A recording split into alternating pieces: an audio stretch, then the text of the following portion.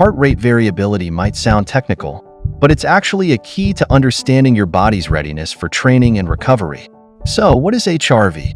HRV measures the variation in the time between heartbeats, indicating your body's balance between stress and recovery. Higher HRV is associated with parasympathetic nervous system dominance, signaling that your body is at rest, while lower HRV may indicate increased stress. Garmin devices automatically track HRV during sleep and calculate your personal baseline after about 3 weeks of consistent use.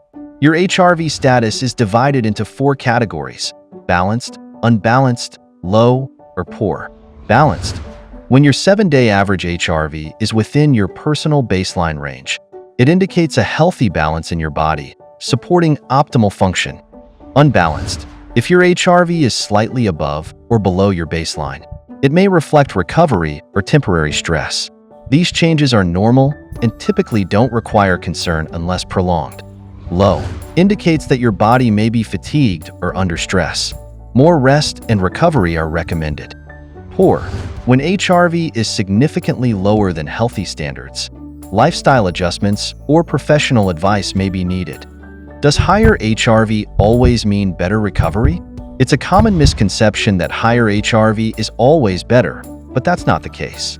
A sudden rise in HRV above your baseline could indicate overtraining or a tough recovery rather than effective recovery. Tracking HRV long-term helps you focus on meaningful trends, not just high numbers.